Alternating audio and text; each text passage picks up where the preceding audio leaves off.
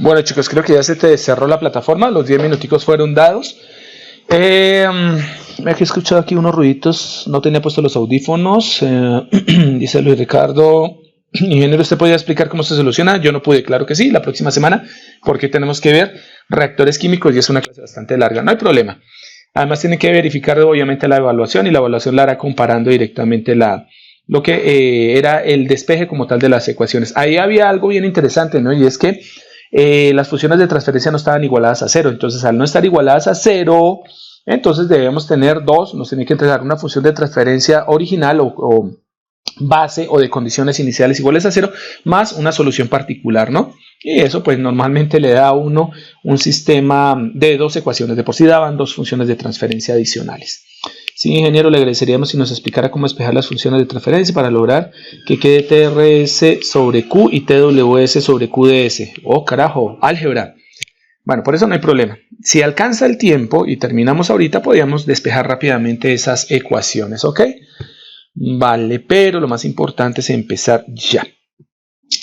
Vale, y era bien sencillo. Cuando lo vean van a decir, ay, pero qué cosa tan sencilla. Pues obvio, era álgebra básica.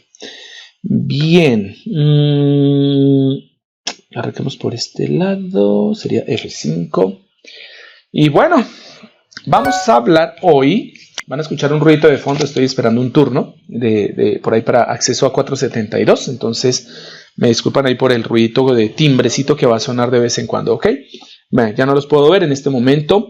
Ustedes sí pueden observar lo que es la diapositiva de inicio de lo que sería la novena sesión o novena unidad que corresponde al modelado de sistemas dinámicos tipo reactor bioquímico, ¿ok? Entonces, a partir de acá empezamos.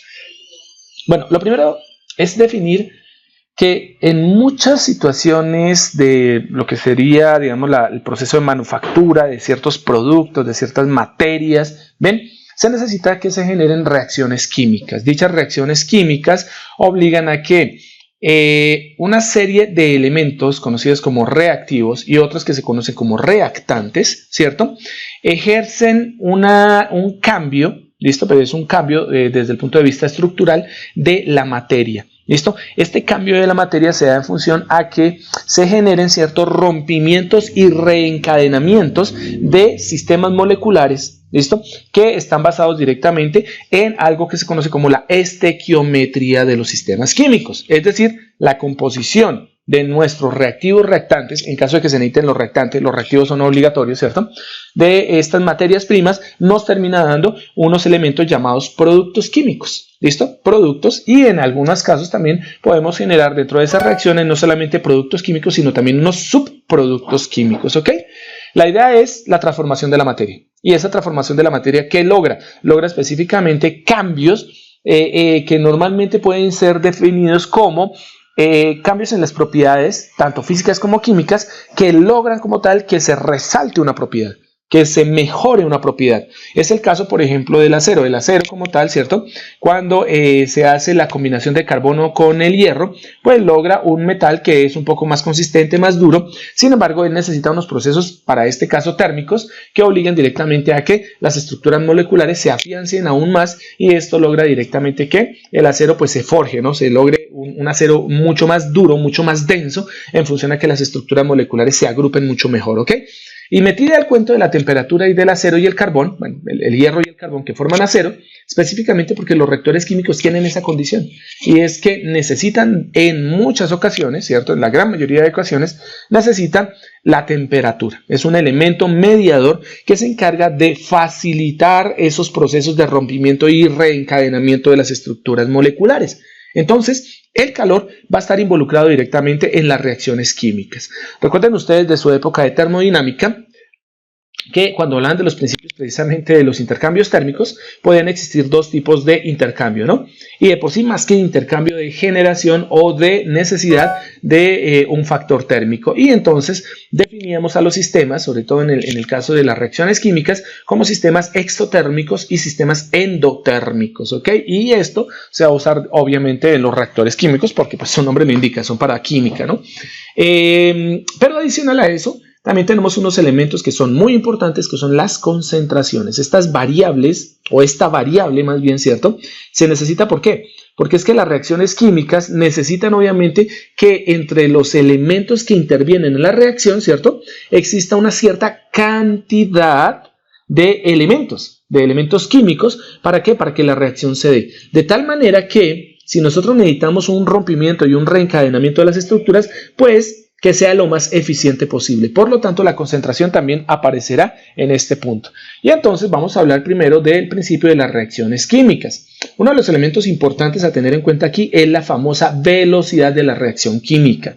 Obviamente tenemos procesos en donde las reacciones químicas pueden llegar a ser extremadamente lentas, hablando en el tiempo, como sistemas de reacción química, en donde nosotros tenemos que las reacciones se dan casi que podemos decir que de inmediato. Bien, la velocidad con la que ocurre una reacción química va a definir en cierto sentido el tipo de reactor que vamos a usar. Y bueno, ¿qué es un reactor? Un reactor químico es simplemente un tanque, es un recipiente, ¿cierto?, de diferente tamaño, que tiene ciertas características específicas que le permiten generar reacciones químicas. Les digo siempre en este curso que un ejemplo típico de una reacción química y de un reactor es la famosa olla de barro que se utiliza para hacer la chicha o el guarapo, ¿ok? Cuando nosotros utilizamos el proceso de fermentación, que es un proceso lento comparado con otros procesos químicos, se necesita un medio en el cual se pueda facilitar esa reacción química. Y la famosa olla de barro sobre la que se hace o dentro de la cual se hace esta reacción para convertir y mediante la fermentación obligar a que el azúcar, porque eso lo que vamos a hacer es tomar un carbohidrato y convertirlo en un alcohol, ¿cierto? Pues obviamente genera nuestro producto final, que sería nuestra bebida típica, llámese chicha o llámese guarapo, como queramos llamarlo de esa manera, ¿ok? La producción de cerveza también es un proceso químico, ¿cierto? La misma forma en que se obtiene, por ejemplo, el whisky, que se obtiene el vino, etcétera, etcétera. Bueno, estoy tocando demasiado los alcoholes, de pronto debe ser por esta época decembrina, ¿listo? Pero son reacciones químicas. Entonces, su velocidad va a definir el tipo de reacción que se necesita. Ahora bien, no es lo único que se debe tener en cuenta, ¿no? Entonces, leamos y interpretemos. La velocidad a la que ocurre una reacción, que es muy importante, ¿cierto?, depende de si el sistema es homogéneo o heterogéneo. Entonces miremos que aquí ya existen dos tipos de sistemas químicos. Los sistemas químicos de tipo homogéneo y los sistemas químicos de tipo heterogéneo. Los homogéneos son definidos como de fase simple. Entonces, cuando hablamos de fase simple es porque intervienen simplemente, o de una manera muy básica, algunos pocos elementos. En este caso, para un sistema homogéneo químicamente hablando, nosotros dependemos solo de dos elementos que son la temperatura y la concentración. ¿Listo? Eso es lo único que nos interesa. Y esto nos va a definir unas ecuaciones lineales. Bueno, en cierto sentido nosotros vamos a ver las no lineales por este caso, porque nos interesa pues obviamente incluir esa velocidad de reacción y la velocidad de reacción en no lineal. ¿Ok?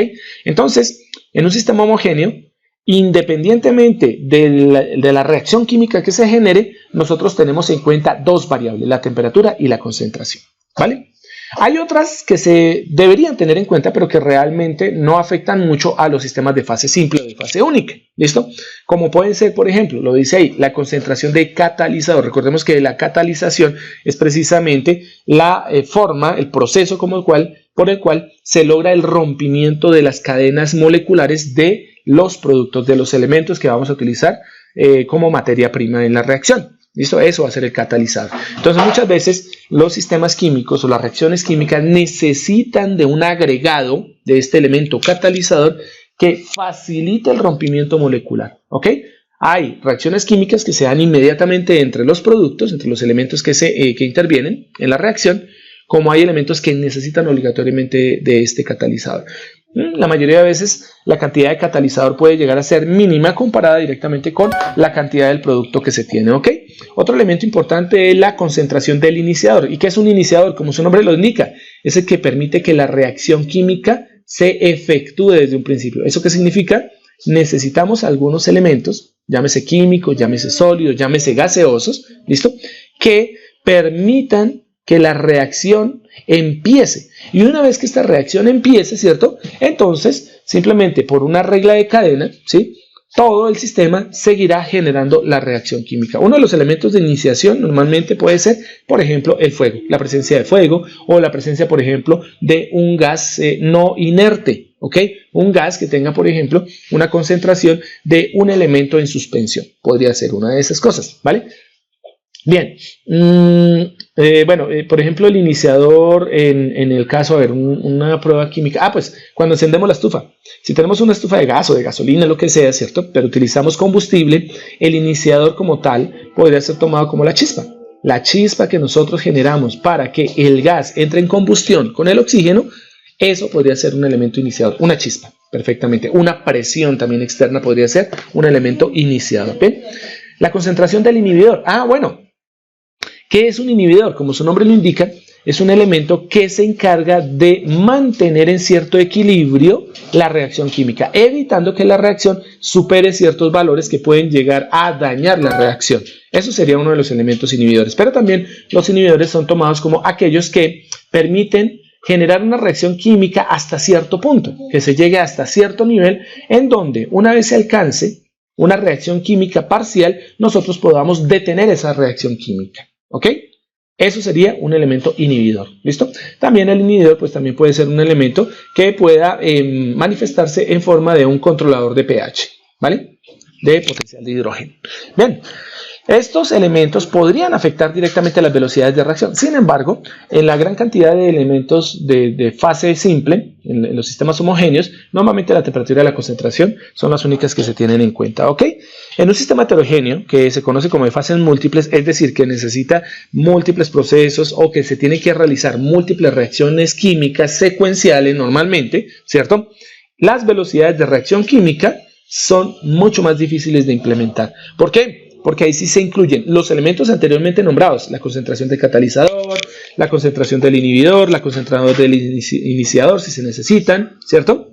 Pero además de eso, dependen específicamente de la cinética de la reacción, es decir, de cómo se va efectuando la reacción química. A veces cuando dos productos químicos entran en contacto, ¿cierto? En la superficie de contacto o en el punto de contacto entre los dos elementos químicos se empieza a generar la reacción.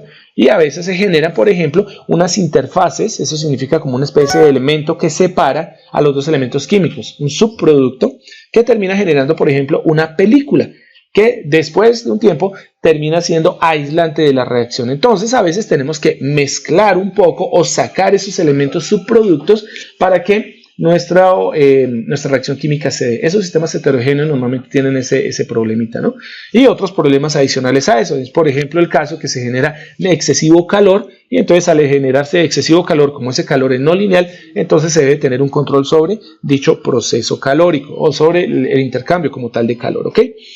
Y bueno, ahí va a existir un problema y es que la tasa de transferencia de masa y la tasa de transferencia de calor, que son los dos elementos que debemos tener en cuenta, la masa como un elemento de concentración y el calor como el elemento de temperatura, ¿cierto? Ellos tienden a ser no lineales. Y entonces se nos desarma absolutamente todo porque un sistema heterogéneo tiene múltiples ecuaciones diferenciales que van a representar las múltiples fases que se pueden llegar a tener, ¿ok? Podemos observar en la parte izquierda un tipo de reactor químico. Es un tanque, entonces uno dice, ok, es posible que de pronto las ecuaciones de los tanques, las ecuaciones de los sistemas hidráulicos apliquen acá. Ustedes alcanzan a observar algunos elementos adicionales y entre ellos pues podemos observar como una especie de accesos, ¿cierto? Alrededor de los tanques. En la parte superior del tanque yo puedo observar múltiples elementos de acceso que son como unas extensiones del tanque, ¿ok? El tanque es cilíndrico, pero tiene conectado como esos accesos. ¿Esos accesos para qué sirven? Obviamente para, en algunos casos, insertar, meter, introducir los elementos químicos que se van a reaccionar, dentro del tanque. En otros casos, para poder extraer subproductos, por ejemplo, gaseosos, ¿listo?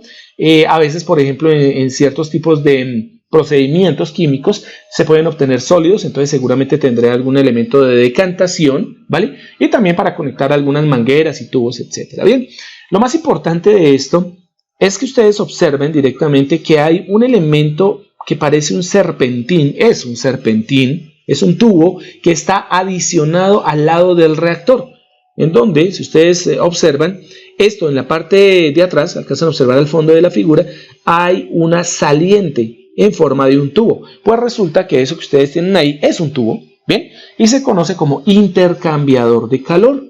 ¿Cuál es la función de un intercambiador de calor? Como su nombre lo indica, en ciertos procesos químicos, dependiendo de su naturaleza endotérmica o exotérmica, se puede llegar a requerir extraer calor de la reacción.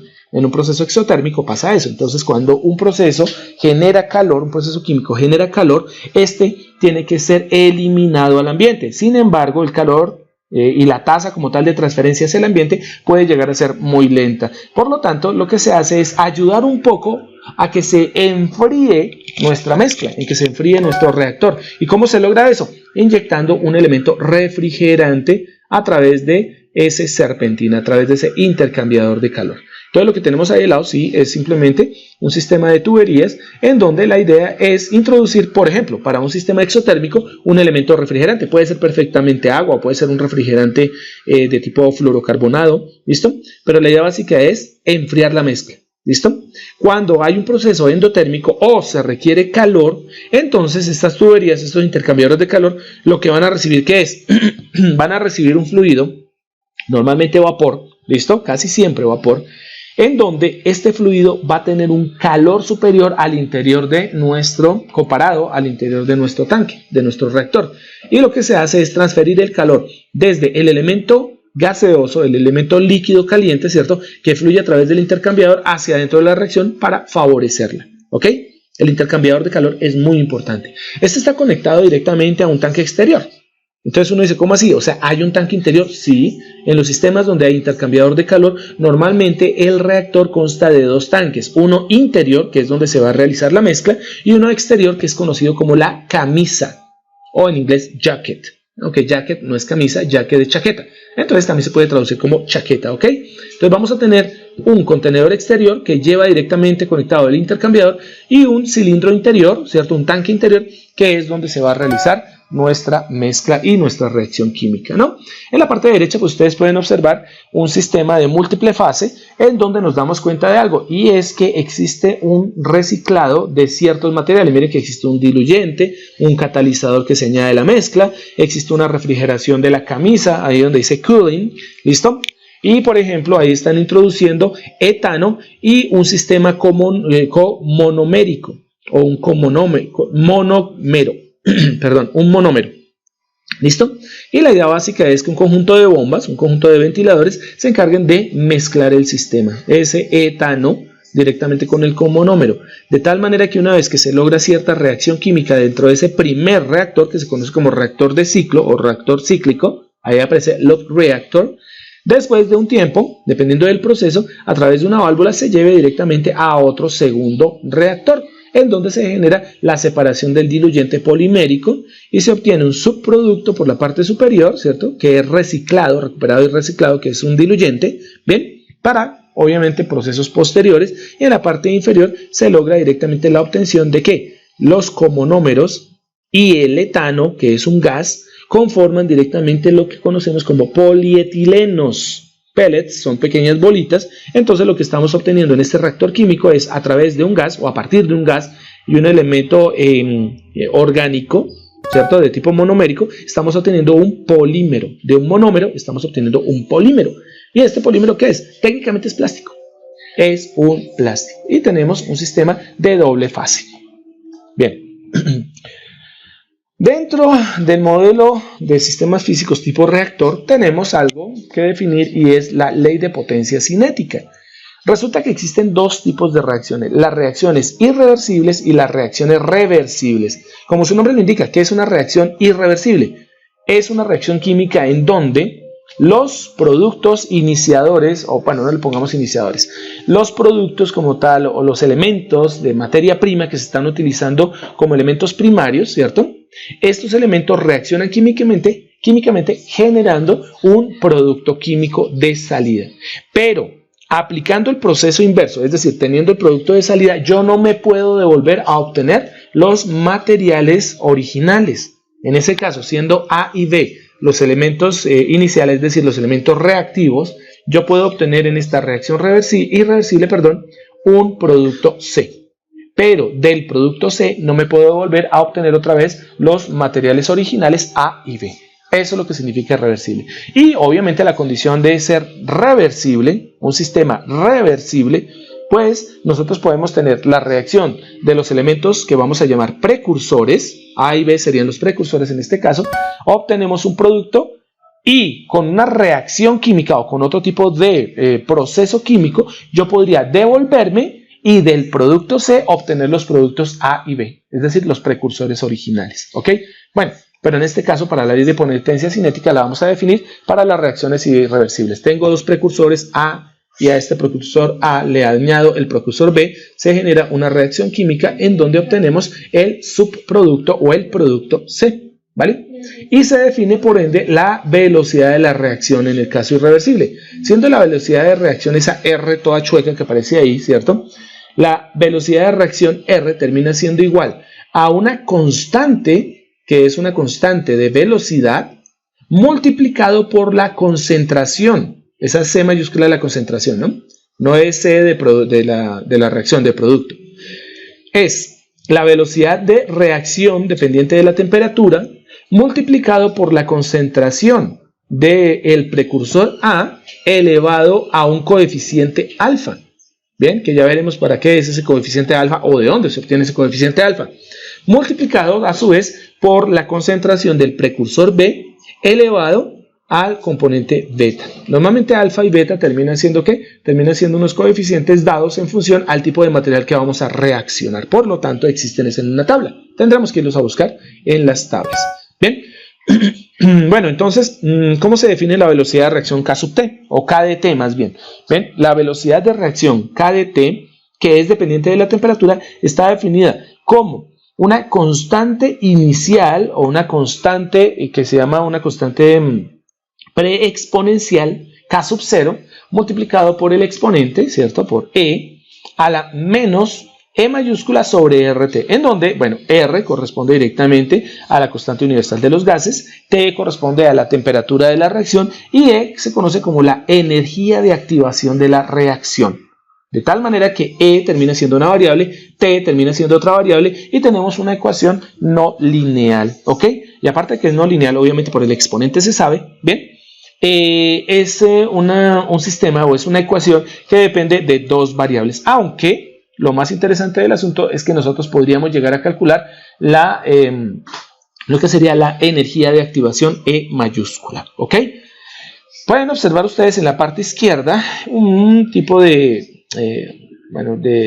gráfica, es un conjunto de gráficas, más bien, ¿cierto? En donde ustedes observan la relación que existe entre la temperatura en Kelvin, recuerda que normalmente en química y en física se trabaja en Kelvin, temperatura absoluta, ¿vale? Y con respecto a la velocidad específica de la reacción. La velocidad específica de la reacción es esa RFA que aparece en la parte superior, ¿ok? Bien, observen que si nosotros modificamos esa energía de activación E mayúscula y la pasamos, por ejemplo, de 10 kilojoules por mol a 20 kilojoules por mol y después pasamos directamente la misma reacción de 20 kilojoules sobre mol a 30 kilojoules por mol, observamos que la velocidad de la reacción empieza a aumentar. Entonces, dése cuenta que la energía que está en kilojoule por mol, ¿cierto? O kilojoule por mol, hace una relación entre la energía, que esa energía pues se traduce directamente en calor, es calor, ¿ven? Por unidad de masa. El mol es la unidad de masa química. Por lo tanto, entre más energía de activación, entre más temperatura yo le imprima directamente a una reacción de este tipo, nosotros vamos a tener aumento en la velocidad de la reacción. Y eso se nota directamente por las diferentes gráficas que aparecen ahí. Miren que la velocidad de reacción es muy lenta, cuasi lineal, para una energía de activación de 10 kJ sobre mol, mientras que para la energía de activación de 30 kJ por mol, ahí nos aparece directamente un aumento de la velocidad exponencial. Y bueno, ¿y el exponencial dónde está? Pues ahí está en la ecuación K de T, ¿no? K sub 0 por E a la menos E por RT, sobre RT, perdón. Entonces, miren bien que, bueno, aparecen las energías de activación, ¿listo? Se asume directamente la constante preexponencial, se asume como 1, ¿cierto? Y se hace que la temperatura varíe desde 1 hasta 300 Kelvin, ¿ok? Bien, observen, bueno, ahí obviamente la temperatura va mucho más allá, pero en este caso lo que se hace es una observación hasta 320, o sea que a partir de 300 Kelvin es que empieza a separarse como tal las reacciones, ¿no? Entonces, bien, teniendo en cuenta eso, bien, que K es igual a 1 desde los 300 Kelvin es aproximadamente la temperatura ambiente, ¿listo? 273 más 25 da casi los 320. Entonces, nosotros podemos cambiar la velocidad de reacción en función a esa energía de activación. Y esa energía de activación se traduce como trabajo. Y el trabajo es potencia cinética. El calor nos va a ayudar. Es lo que significa esto, ¿no? Entonces, bien, si se aumenta la temperatura, la velocidad de reacción se aumenta. Es la conclusión a la que llevamos ahí en la gráfica a la izquierda. Y obviamente teniendo en cuenta las ecuaciones que aparecen arriba, ¿no? Entre mayor energía de activación, debido a la temperatura, mayor velocidad en la reacción. Pero uno diría, ingeniero, o sea que uno podía aumentar la energía de activación aumentando la temperatura. Claro que sí. Sin embargo, dependiendo del proceso químico, llega a un límite máximo de temperatura, porque si se llega a superar esa temperatura, nosotros podríamos tener un daño directamente en la reacción química, o que la reacción química no se dé, o que la reacción química como tal nos genere subproductos y el producto original que nosotros necesitábamos pues ya sea menor en masa, por ejemplo. ¿Ok? Entonces toca tener muchísimo cuidado en saber seleccionar la energía de activación, y esto es dependiente del tipo de producto y obviamente de la velocidad de reacción, ¿vale? Si nosotros tenemos que una reacción llega a ser reversible, se puede revertir, entonces observen que vamos a tener dos velocidades de reacción. Una velocidad de reacción hacia adelante, es decir, con la reacción partiendo de los precursores hacia el producto, y una velocidad inversa de reacción, que sería la velocidad de la reacción partiendo del producto para obtener los precursores. ¿Ok? Entonces, esas dos velocidades de reacción se identifican como R sub F, como la reacción directa, y R sub R, que sería la reacción inversa o reversible. ¿Ok? Por lo tanto, la velocidad de reacción de la reacción R total termina siendo igual a la velocidad de la reacción en directa, ¿cierto?, de los precursores hacia el producto, menos la velocidad de reacción inversa, que sería del producto para volver a obtener los precursores. Entonces, si nosotros tenemos en cuenta las ecuaciones, la ecuación que vimos anteriormente, que es K sub 0 por C sub A, bueno, es K por C sub A a la alfa por C sub B a la beta, y tenemos en cuenta esto, observen lo siguiente. Reemplazamos las velocidades de reacción. La velocidad de reacción directa sería la velocidad en directa dependiente de la temperatura K sub F de T multiplicado por la concentración de nuestro precursor A a la alfa y multiplicado por la concentración B de nuestro precursor B a la beta. ¿Listo?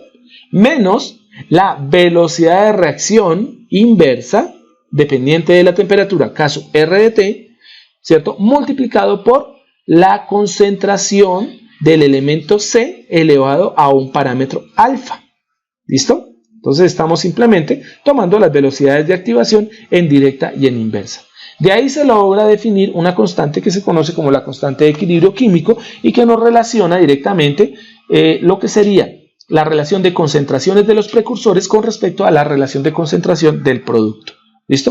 Por eso la constante de equilibrio químico K sub EQ termina siendo igual a la concentración del precursor A a la alfa por la concentración del precursor B a la beta sobre la concentración del producto C a la gamma. Y esto, pues si nos vamos directamente a la ecuación que está arriba, pues termina siendo igual a la relación de los coeficientes o de las constantes térmicas. K en directa, K sub F de T, ¿sí?, y K en inversa, K sub R de T. ¿Ven? Y aparece directamente la ecuación de Van 't Hoff, ¿listo?, que es una ecuación termodinámica. ¿Ven? Que nos dice específicamente la dependencia que existe entre la temperatura y la constante de equilibrio químico, teniendo en cuenta la velocidad del calor, el calor de la reacción, es decir, el intercambio térmico. Bien, por lo tanto, la derivada del logaritmo natural de la constante de equilibrio químico con respecto a la temperatura, ojo, porque es una derivada y eso significa, la derivada del logaritmo natural significa que estamos tratando de obtener un punto de operación específico y eso se llamará el calor de la reacción. Y esto lo estamos obteniendo ¿cómo? Pues la derivada con respecto a la temperatura corresponde a ¿qué? A corresponde directamente a la pendiente en un punto de operación que genera la parte lineal, la recta tangente a ese punto de operación de un sistema no lineal. ¿Ok? Por lo tanto estamos calculando una sensibilidad.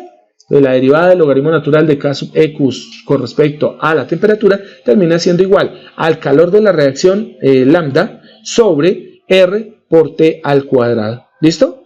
En donde ese R tiene que ver con la constante universal de los gases, ¿cierto? Y T termina siendo la temperatura, ¿no? La temperatura de la reacción. ¿Bien? Y aquí es donde aparece lo que habíamos dicho con respecto a lo que son las reacciones exotérmicas y endotérmicas. Leamos e interpretemos. Las reacciones exotérmicas tienen calores de reacción negativos. De esa manera es que nosotros podemos identificar cuando una reacción es exotérmica y cuando una reacción es endotérmica. ¿Ok? Ojo, ¿están hablando de quién? Están hablando directamente de lambda. Si lambda es negativo, la reacción es exotérmica. O, visto desde el punto contrario, cuando una reacción es exotérmica, normalmente lambda termina siendo negativo. ¿Bien? Por lo que la constante de equilibrio, es decir, K sub EQ, disminuye al aumentar la temperatura. Y eso es obvio. Si tomamos lambda como negativo y hacemos una relación de ese calor de la reacción lambda con respecto a K sub EQ, que fue donde se obtuvo directamente su derivada, la derivada del logaritmo de K sub EQ, nos damos cuenta que el aumento de la temperatura en un sistema exotérmico disminuye la constante de equilibrio. ¿Y qué significa que disminuye la constante de equilibrio? Que la relación entre la velocidad de reacción en directa con respecto a la velocidad de reacción en inversa, pues obviamente es decreciente. ¿Ven? En cuanto a las reacciones endotérmicas, tenemos que el parámetro lambda, el calor de la reacción, termina siendo positivo. De tal manera que si hacemos una relación de la ecuación de Van Hoff directamente con la constante de equilibrio químico, que es de donde deriva la ecuación de Van Hoff, nos damos cuenta que en un sistema reversible endotérmico, ¿cierto? Nosotros tenemos que la constante de equilibrio K sub EQ aumenta con la temperatura. ¿Listo? En los sistemas endotérmicos. ¿Por qué disminuyen los sistemas exotérmicos? Porque en los sistemas exotérmicos se está liberando calor directamente de la mezcla. ¿Por qué aumenta en los endotérmicos? Porque los endotérmicos necesitan calor para poderse generar. ¿Listo? Y entonces aquí aparece pues, ya una primera opción de poder definir lo que es un reactor químico. ¿Ok? Entonces, ¿qué es un reactor químico? Es un tanque. Técnicamente es un tanque. ¿Ok? En donde pues, nosotros vamos a tener que la inserción, el flujo de entrada, va a ser pues las sustancias precursoras que van a reaccionar químicamente dentro del tanque. Entonces miren que es un tanque y entonces estamos hablando que en los reactores químicos debemos tener en cuenta las ecuaciones de los tanques, ¿vale? Entonces bien, teniendo en cuenta eso, tenemos un flujo de entrada, ¿cierto? Que corresponde directamente a la cantidad de sustancia que está entrando, la razón de cambio de la cantidad de sustancia que está entrando. Y tenemos un flujo de salida en donde el flujo de salida pues obviamente va a ser la cantidad de producto que estamos obteniendo. Mientras la entrada de flujo termina siendo la de los precursores, la salida termina siendo la del producto. ¿Vale? La idea básica es que a este sistema de tanques vamos a añadirle algo y es que los elementos químicos van a tener una concentración definida, una concentración de partículas, una concentración molecular, que es la que va a permitir la reacción química. Entonces es un tanque en donde le estamos metiendo directamente otra variable. Y la variable es la concentración. Entonces va a cambiar un poco el sentido de las ecuaciones. ¿Vale? Si leemos en la parte superior, entendemos lo que significa ese dQ dt. Al mezclar dos soluciones de distintas concentraciones, aquí está hablando solo de dos, pero recordemos, podemos tener más, ¿vale? Al mezclar dos soluciones o dos precursores de distintas concentraciones, se genera una mezcla, que se puede representar con una ecuación diferencial de primer orden, en donde el elemento de entrada será el diferencial de flujo de la concentración.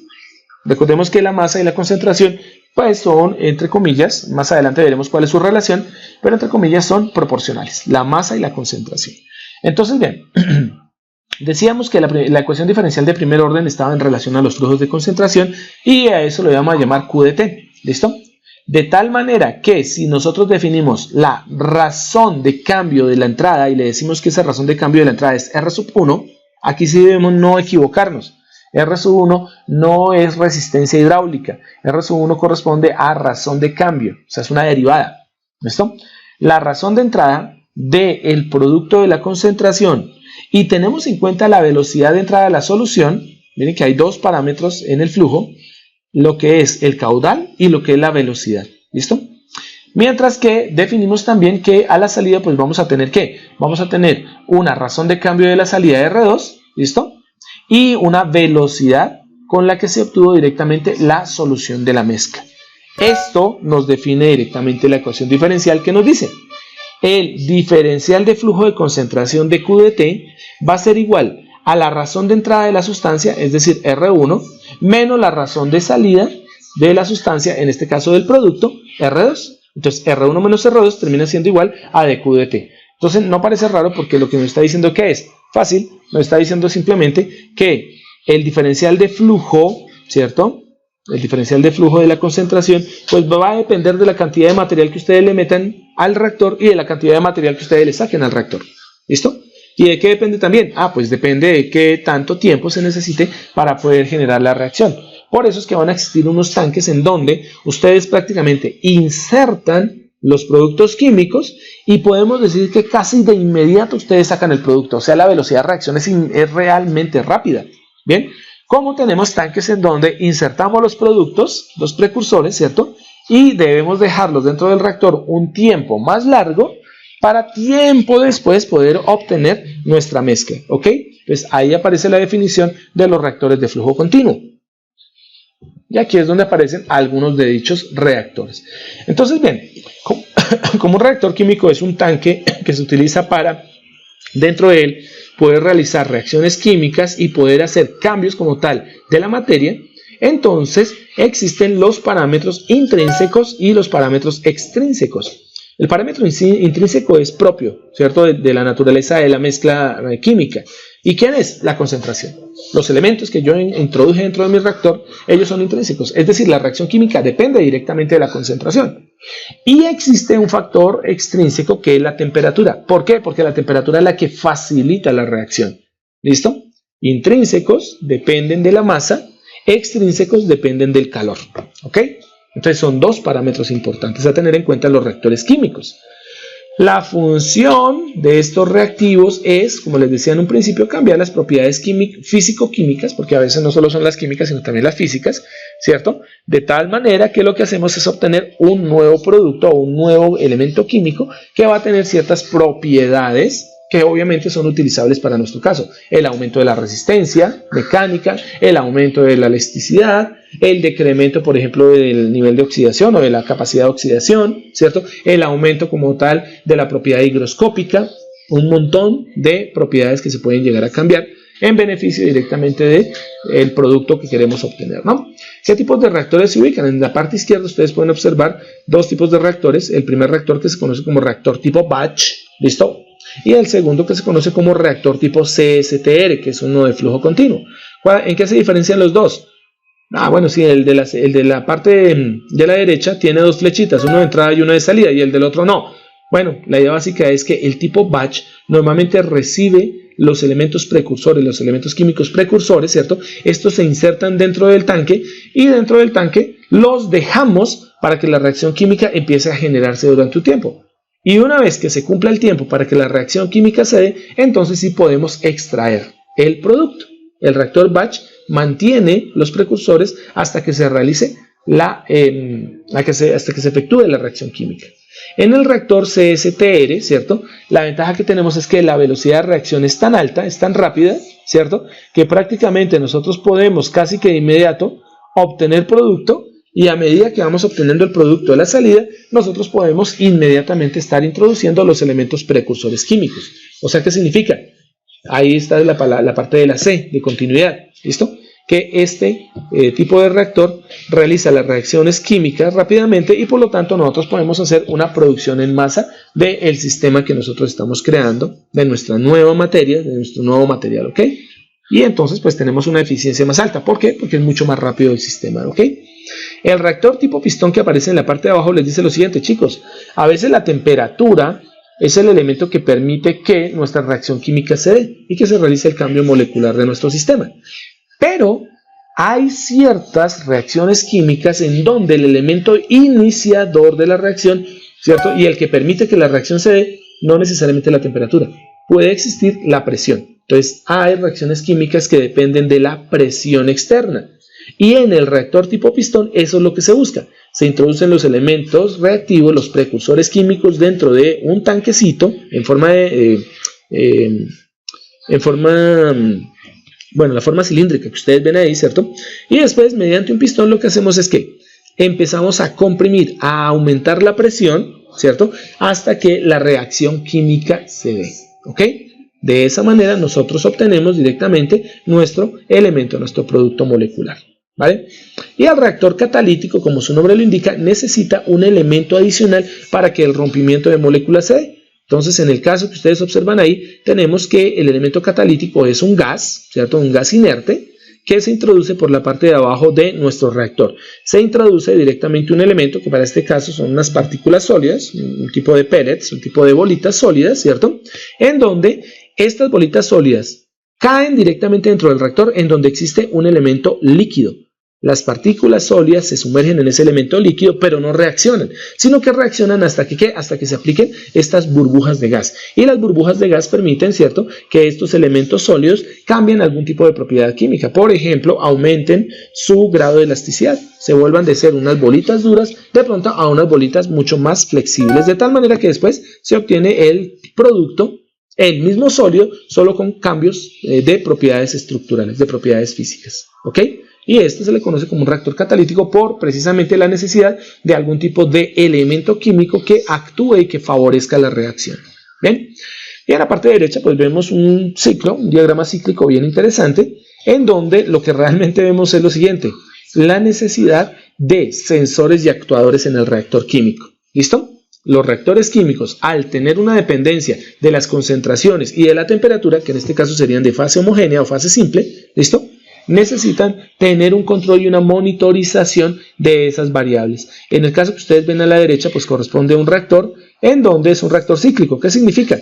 El producto entra por la parte izquierda del reactor, se realiza la reacción, se controla la temperatura y vuelve y sale, de tal manera que cuando una parte del producto ya está lista, esta se obtiene a la salida, es decir, se extrae, pero si no ha reaccionado totalmente todos los precursores, entonces estos se retroalimentan de nuevo al reactor. Entonces lo que hacemos es un ciclo de extraemos producto, reacción que no se realizó, vuelve al reactor otra vez para que se pueda ejecutar, ¿ok? Esa T que aparece ahí corresponde a un termopar, ¿listo? Ese es un termopar que se pone dentro del reactor para controlar la temperatura, para monitorizar la temperatura. Ese termopar se pasa directamente ¿a dónde? Se pasa directamente a un transmisor. ¿Listo? A un transmisor T sub C, en donde se hace una comparación entre la temperatura de referencia o temperatura ideal que se da a través del set point, ¿listo?, y la temperatura que se está obteniendo. Entonces, ¿qué tenemos ahí? Tenemos un detector de error. Entonces, nuestro detector de error en el transmisor envía una señal de error directamente ¿hacia dónde? Hacia un controlador, y el controlador se encargará directamente de manipular la temperatura en función de inyectar a la camisa o a la solución, depende del sistema, bien sea elementos o líquidos o gases fríos, o podemos inyectar gases o líquidos calientes, dependiendo de la necesidad de controlar esa temperatura. Por lo tanto, tenemos actuadores, válvulas o servoválvulas realmente, ¿cierto?, proporcionales, que se encargan de definir y de determinar la cantidad de elemento fluídico de tipo frío o elemento fluídico calórico que se puede llegar a entregar, por ejemplo, a la camisa.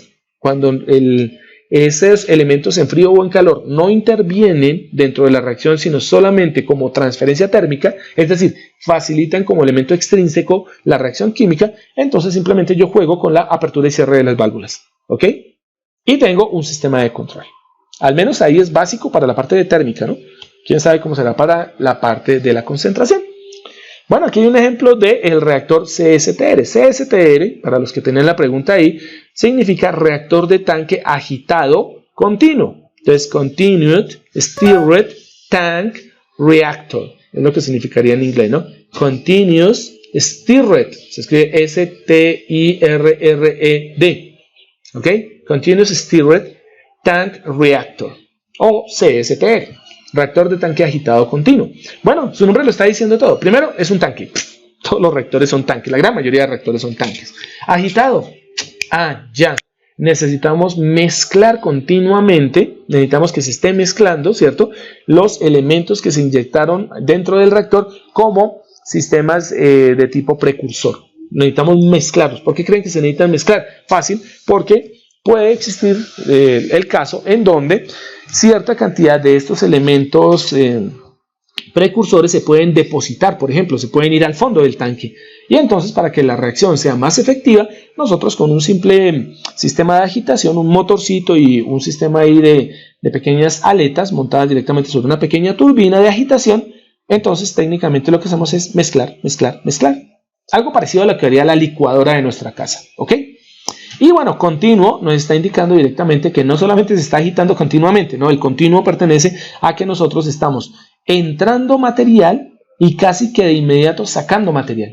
Esto es muy importante en estos tipos de reactores, porque si nosotros estamos sacando producto del reactor y necesitamos introducir al reactor casi de inmediato elementos precursores, entonces ahí debo tener en cuenta que se debe mantener un volumen dentro del tanque, dentro de mi reactor, un volumen que tiene que mantenerse entre comillas constante. Y esto nos va a facilitar los cálculos y obviamente la obtención de nuestra ecuación diferencial, bueno, de nuestro conjunto de ecuaciones diferenciales, porque recordemos que son dos elementos los que se tienen que o se deben tener en cuenta en el reactor. La concentración va a ser una de las variables y la otra variable va a ser la temperatura. Entonces vamos a obtener no una, sino dos ecuaciones diferenciales. Una para la concentración, otra para la temperatura, ¿ok? Entonces, ojo que esto es muy importante para el modelo. Si nosotros extraemos producto, la cantidad de masa que nosotros extraigamos del producto, que tendrá que ver directamente con el flujo de salida, tiene que mantener en equilibrio, ¿cierto?, el volumen dentro del tanque. Y eso solo se logra si la cantidad de elementos que entran al tanque es igual a la cantidad de producto que sale en función a su masa. Y por ende, el volumen interno del tanque será constante. Y eso nos linealiza el sistema bastante rápido. Entonces, bien, en estos reactores CSTR, ¿cierto? Si nosotros asumimos este modelo lineal, vamos a asumir eso del volumen constante dentro del tanque, ¿no? Entonces vamos a asumir dentro del sistema lineal que esa reacción alcanza la máxima conversión, es decir, se obtiene la máxima cantidad de producto a la salida, ¿cierto? Reaccionado en el instante en que la sustancia entra al tanque. O sea, estamos diciendo, entramos al tanque directamente nuestros productos, nuestros elementos precursores, y podemos decir que en unos pocos milisegundos prácticamente se está convirtiendo en el producto. De esa manera la función tiempo o el factor tiempo pues va obviamente a ser, como es muy rápido, nos va a generar unas velocidades altas de reacción. Entonces por lo tanto nosotros tenemos un proceso continuo. Entonces, ¿qué nos permite definir eso? Nos permite definir que existe cierta igualdad de concentraciones en cualquier punto del tanque mediante la agitación y por ende el volumen va a ser constante. ¿Ok? Para el análisis matemático vamos a considerar la velocidad de la reacción, obvio, así sea muy rápida, la vamos a tener que incluir, y esta velocidad de reacción pues va a tener el componente que vimos anteriormente en la segunda diapositiva. Bueno, les adelanto un poquito, esa ecuación se conoce como la ecuación de Arrhenius. Entonces vamos a tener en cuenta la velocidad de reacción, eso significa tendremos en cuenta la ecuación de Arrhenius, ¿listo? Y vamos a asumir que esa reacción se genera por igual dentro del tanque, es decir, el sistema es homogéneo. Bueno, de tal manera que vamos a tener algo que se conoce como una mezcla perfecta. ¿Ven? Entonces tenemos aquí para este ejemplo del tanquecito, tenemos el tanque interno, tenemos el tanque externo que correspondería a la camisa, ¿listo? O chaqueta, ¿ven? De tal manera que vamos a tener el suministro de entrada, vamos a tener la extracción del producto, la salida, ¿cierto? Vamos a tener una agitación a una velocidad determinada, esa no va a intervenir dentro de las ecuaciones, no importa. Vamos a tener un contenedor en frío, la camisa va a estar fría, eso significa que tenemos un sistema exotérmico, ¿listo? Y pues vamos a suponer que metemos un elemento A, en este caso no necesitamos dos, en este caso lo que necesitamos es suponer que tenemos un elemento al cual le vamos a variar la propiedad química, una propiedad química determinada, y vamos a obtener como salida un material B. ¿Qué es importante tener en cuenta? La concentración del reactante, ahí vamos a llamar directamente a nuestro producto de entrada, a nuestro elemento de entrada que le dijimos precursor, lo vamos a llamar reactante. Entonces vamos a tener que la concentración del reactante dentro del tanque es C sub A. La temperatura dentro del tanque en el líquido que estamos agitando, ¿cierto? Que está como volumen constante dentro del tanque es T, y vamos a suponer una temperatura del contenedor o camisa o chaqueta, ¿cierto? Que se va a llamar T sub C. Esos son los elementos que tenemos en cuenta. Entonces empezamos a hacer el modelado de un reactor CSTR, un reactor de flujo continuo. ¿Listo? Si se toma en cuenta el criterio de balance de masa, ajá, ahí es donde estamos utilizando la linealidad, ¿no? Nosotros suponemos que dentro del reactor la cantidad de masa no cambia, por lo tanto el volumen tampoco. Entonces, como el volumen no cambia, ya tenemos directamente una constante, que es la masa. La cantidad de masa se mantiene constante dentro del reactor.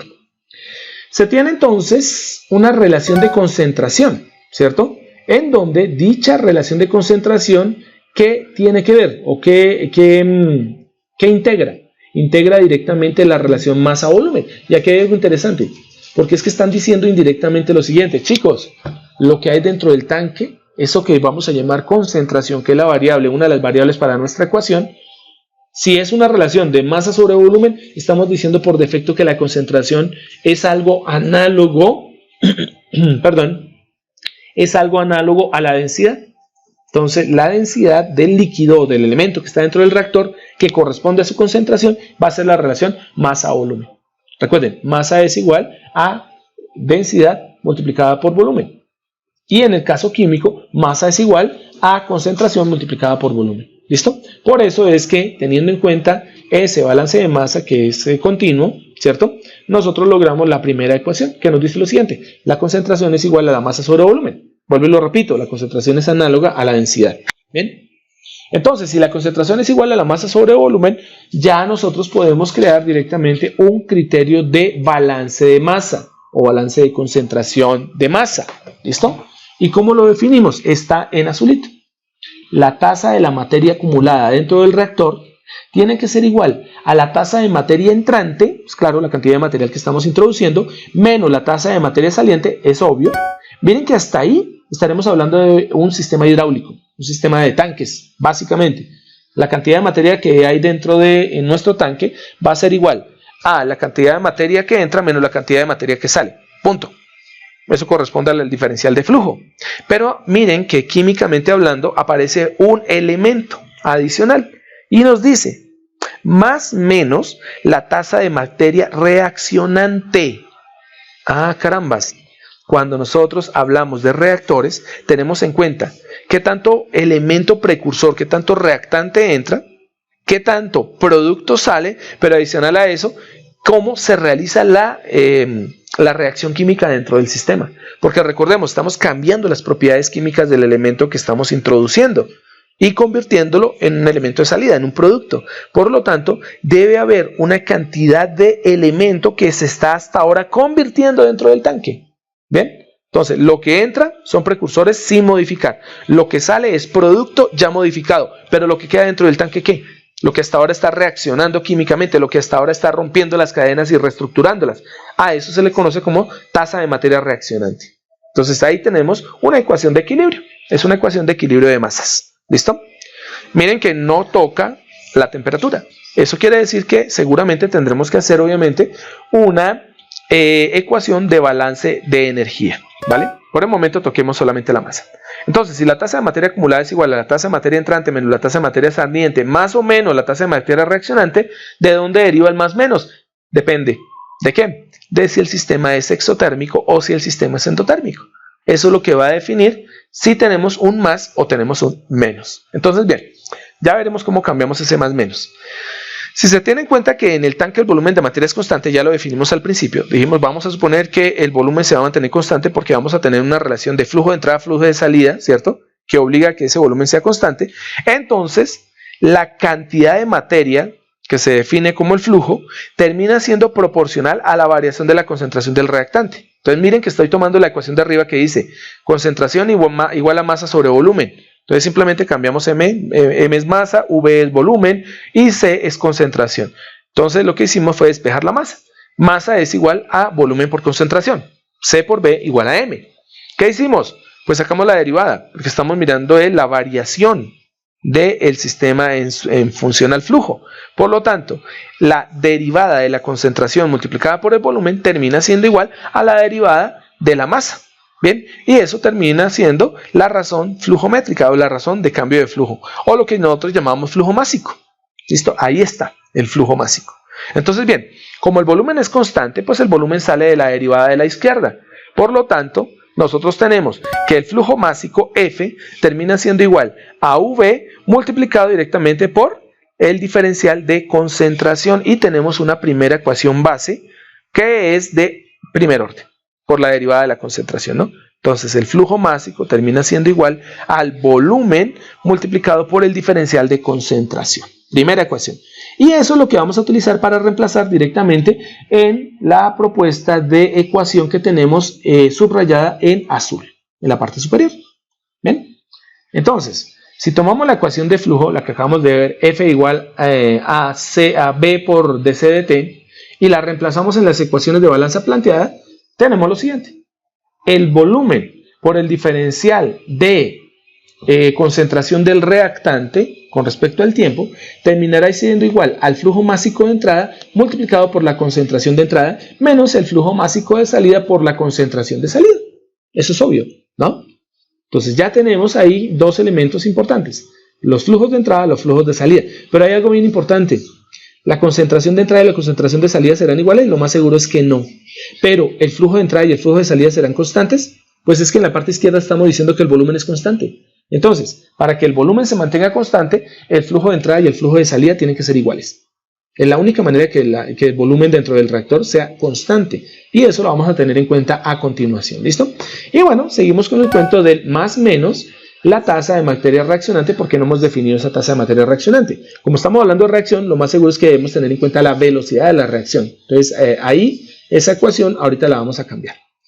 Si se tiene la consideración que el flujo de materia de entrada es igual al flujo de materia de salida para que el volumen se mantenga constante, pues entonces la concentración de salida termina siendo igual a la concentración de la reacción. Claro, la concentración de la reacción, como es casi inmediata, pues tiene que ser igual a la concentración de salida, porque ya casi que, o sea, prácticamente entra al reactor y estamos obteniendo el producto casi inmediato y lo estamos sacando. Entonces existe una relación de flujos y existe una relación de concentraciones. Por lo tanto, siendo el flujo de materia de entrada, F sub entrada, igual al flujo de salida, F salida, pues a eso lo vamos a llamar el flujo neto. Entonces vamos a tener a F como el flujo neto. Y siendo la concentración de salida igual a la concentración del reactante, a eso lo vamos a llamar simplemente la concentración de nuestro reactante, que ya supusimos que se llamaba el reactante A. Entonces ya, ¿qué tenemos ahora? Que describir cómo cambiamos el factor tasa de materia reaccionante. Y aquí es donde aparece una ecuación química. Miren que hasta el momento hemos puesto solo una ecuación de tipo hidráulica, ¿no? Es una ecuación de tanques, básica. Entonces, bien, teniendo en cuenta esto, la ecuación dice lo siguiente.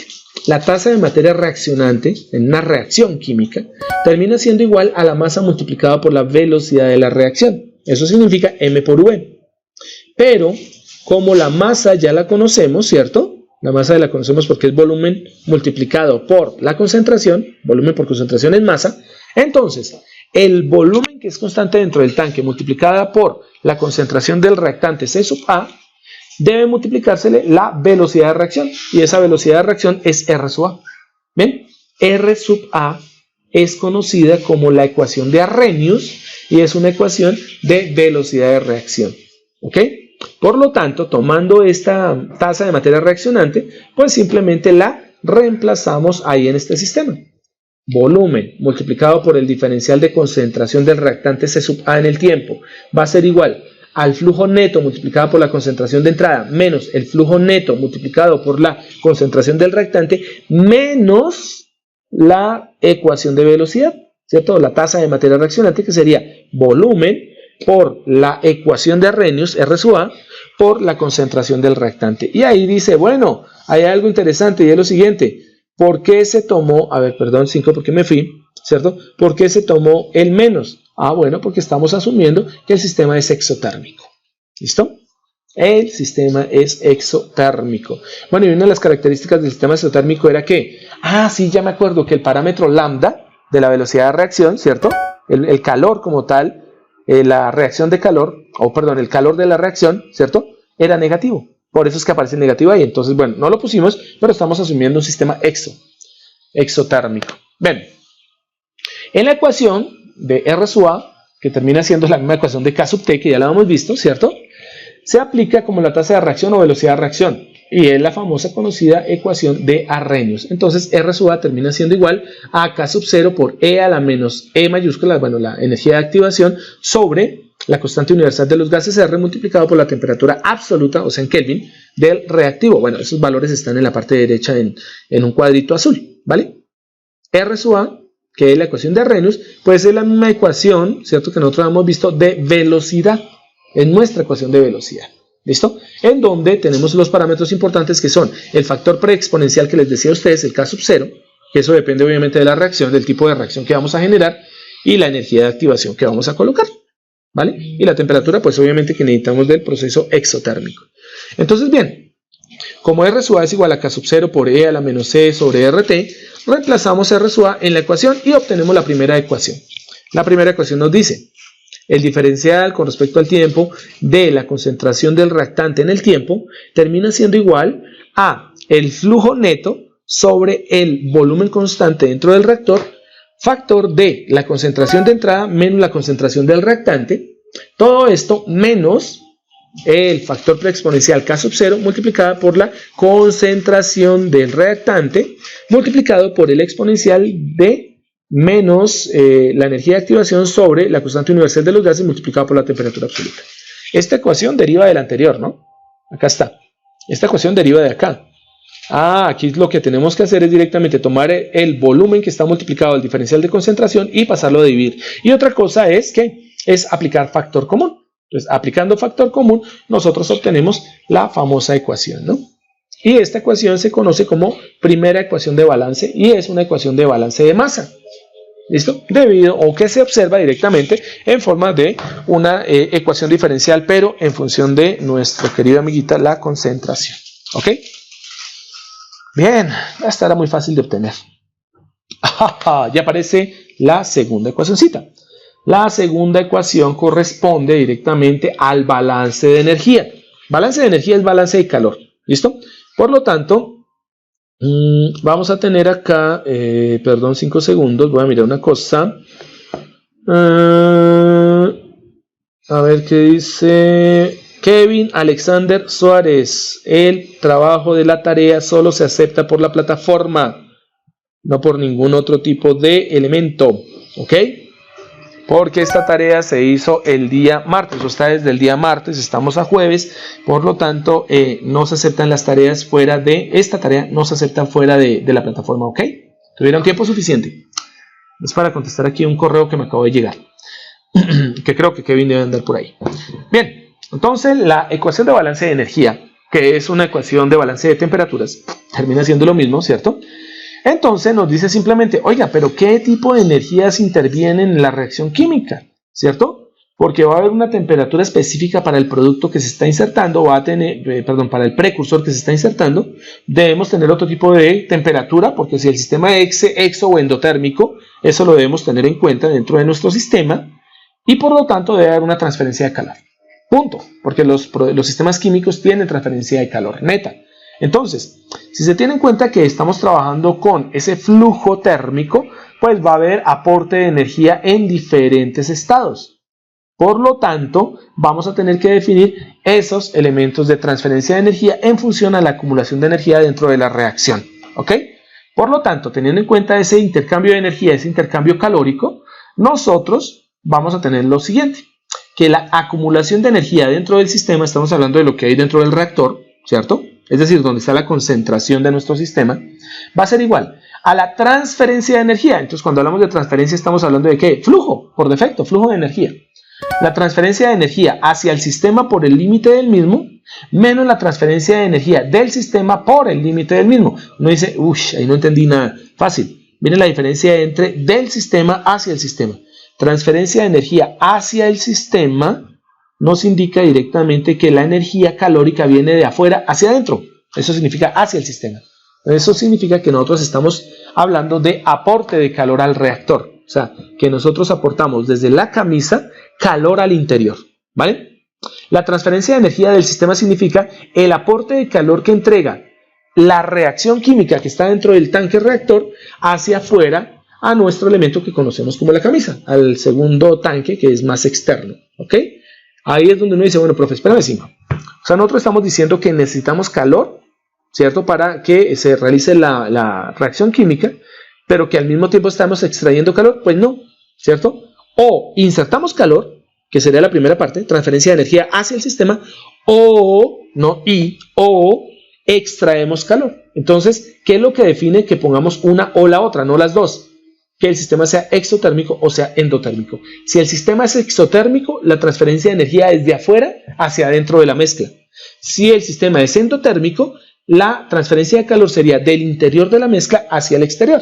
Como nosotros ya definimos que es exotérmico, es más, miren la segunda frase, dice, teniendo en cuenta que la reacción es exotérmica, aquí lo asumimos para la ecuación anterior, para poder definir la velocidad de reacción, la ecuación de Arrhenius, pues en este caso, al ser exotérmico, desaparece un elemento. ¿Cuál es? Transferencia de energía del sistema por el límite del mismo, desaparece, ¿cierto? O sea, ahí esa es la parte endotérmica.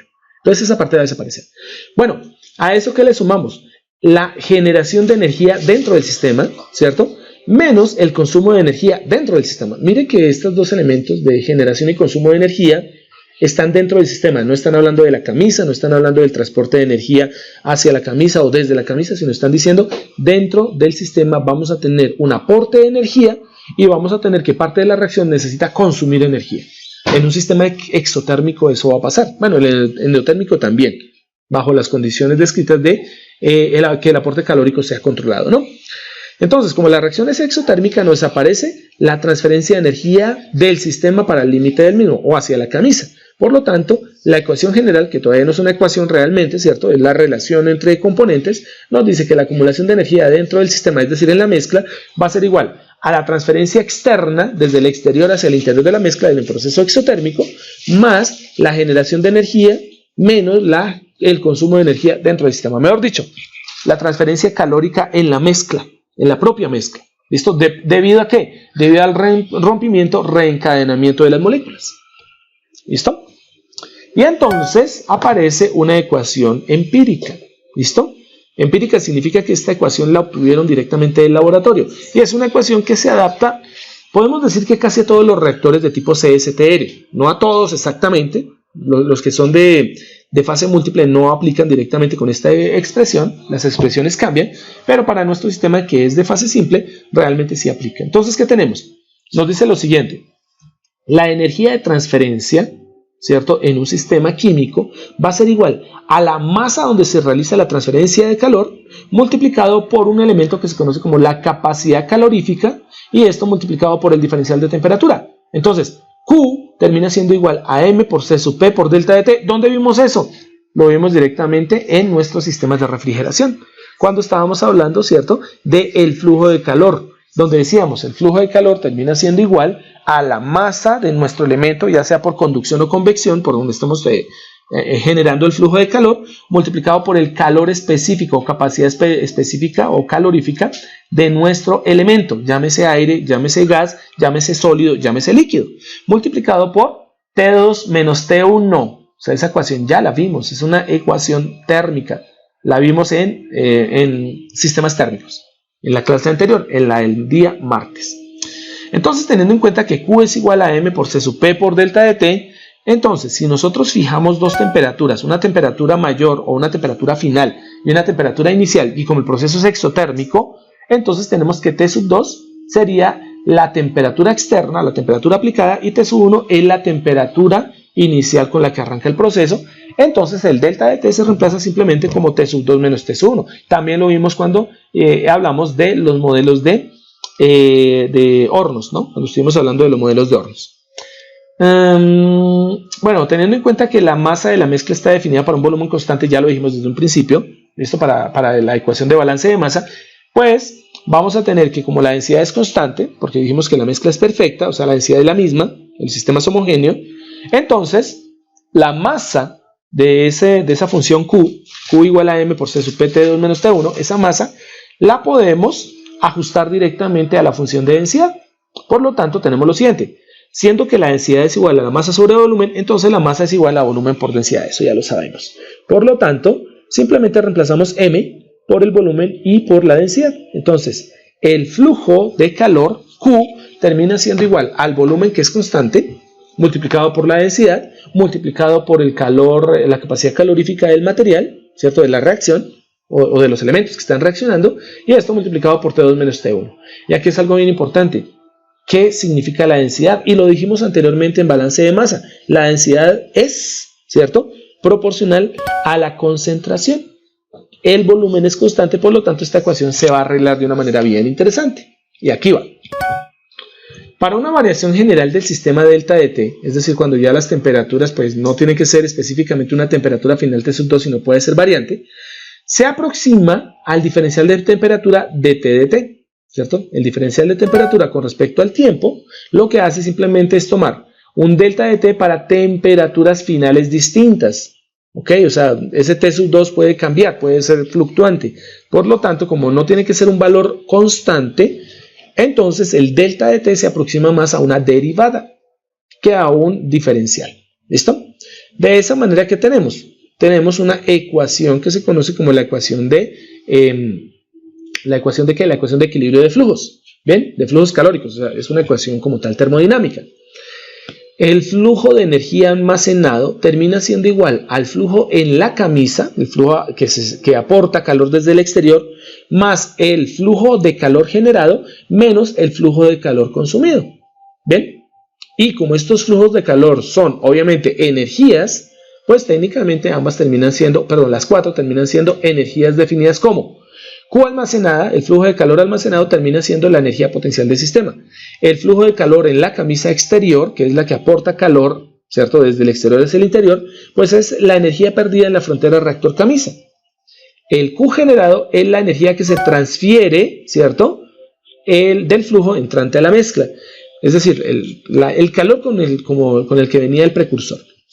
Y la Q consumida, pues es la energía desarrollada en la reacción, es decir, lo que se está generando, es decir, la transferencia calórica en el interior de la reacción cada vez que se genera un rompimiento o reencadenamiento de nuestras estructuras químicas. Bien, y a eso se le conoce como la entalpía propia del sistema.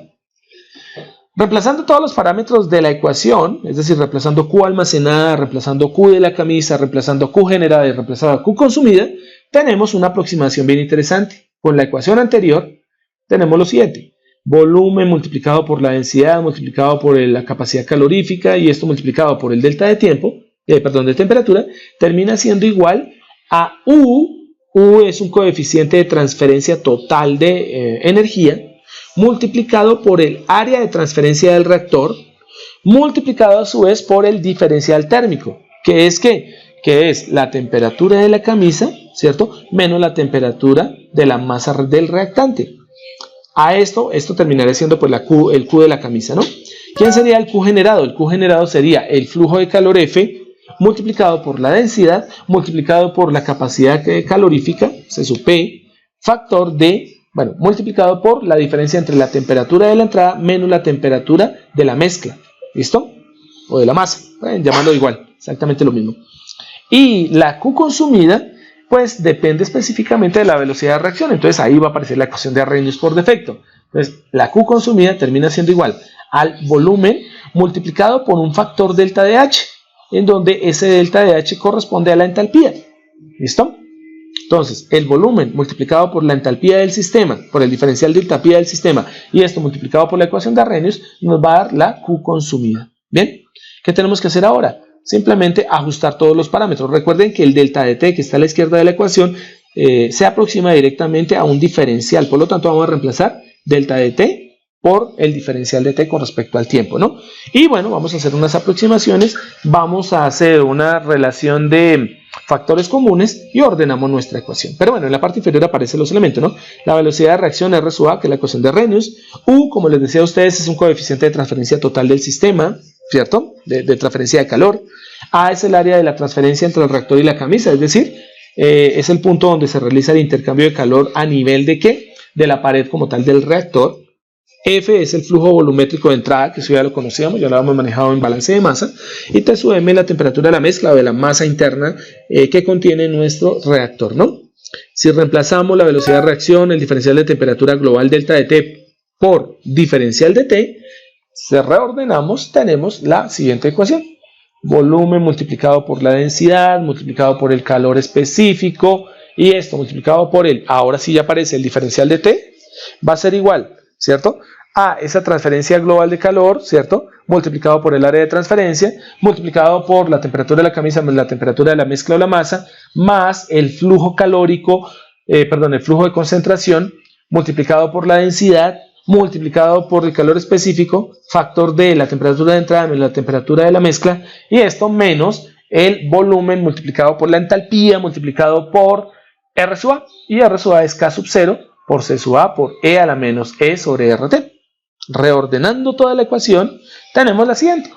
El diferencial de temperatura en el tiempo, es decir, lo que nos va a definir directamente todos los componentes de transferencia de calor en mi sistema, va a ser igual a U por A sobre B, bueno, digámosle el nombre, ¿no? Entonces va a ser igual al componente calórico U multiplicado por el área de transferencia sobre el volumen multiplicado por la densidad multiplicado por la capacidad calorífica, factor de la temperatura de la camisa menos la temperatura de nuestro material, ¿cierto? El material que estamos reaccionando dentro del tanque. Más el flujo sobre el volumen. Mire que esta parte ya se empieza a parecer un poquito a unos coeficientes que tenemos por allá arriba en la ecuación de balance de masa. ¿Cierto? Flujo de másico sobre volumen de la mezcla, ¿bien?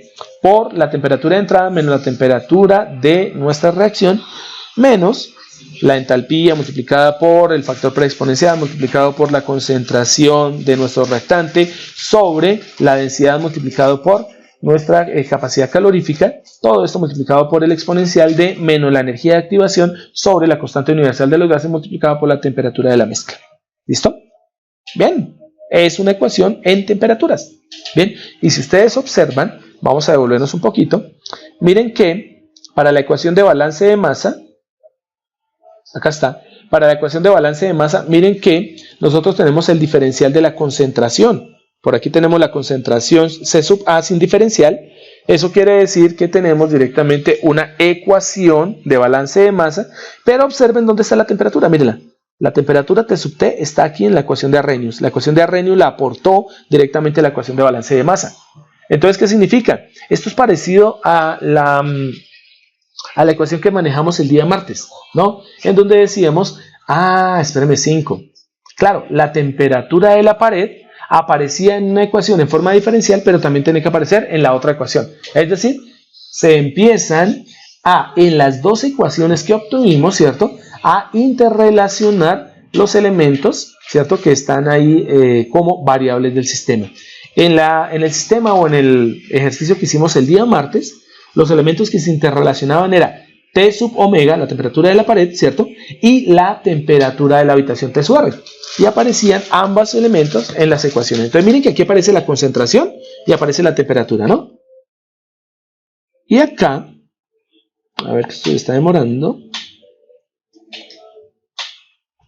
Y acá aparece la concentración, obvio, solo aparece en un término aquí al final, C sub A, pero aparece la temperatura. Entonces son dos ecuaciones interrelacionadas por la temperatura y la concentración, ¿vale? A esta ecuación número 2 se le conoce como la ecuación de balance de energía del sistema y corresponde directamente a la segunda ecuación diferencial de un reactor CSTR, ¿ok?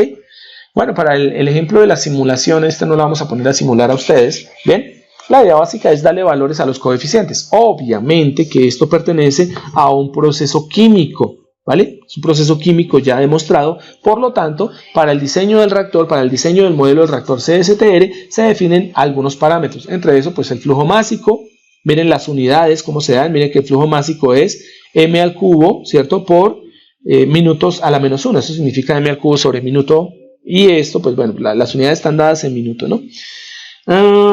El parámetro volumen, pues bueno, aparece en metros cúbicos. La concentración de entrada, pues cuando nosotros conocemos cuál es el reactante, pues técnicamente nosotros ya solo vamos al fabricante del producto, del precursor, y él nos dice cuál es su concentración, ¿no? Entonces ahí está, miren que la concentración se da en gramos por mol sobre metro cúbico. Esos son los parámetros de concentración en química, ¿vale? El factor preexponencial para este tipo de reacción química está dado en minutos a la menos 1, ¿cierto?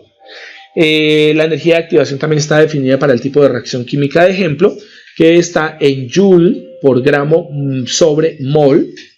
Bueno, la constante universal de los gases ya la conocen ustedes, 8,3174 joule por gramo sobre mol Kelvin. ¿Listo?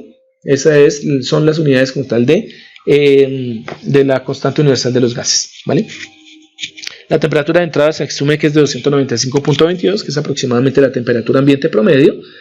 La entalpía está definida en función a un factor negativo. Recuerden que es un sistema exotérmico, por lo tanto la entalpía es negativa, ¿sí o no? Recuerden el parámetro lambda que habíamos visto del calor de la reacción, ese tiene que ver con la entalpía. Entonces ahí aparece negativo, menos 9.0712 por 10 a la 4 joule por gramo mol, joule por gramo sobre mol. Bien, la densidad pues en kilogramos sobre metro cúbico. Bien. El calor específico es joule sobre kilogramo. El factor de calor, de transferencia de calor, de tasa de calor total, U, termina siendo joule por segundo por metro, ¿cierto? Perdón, eso es joule sobre segundo metro cuadrado Kelvin.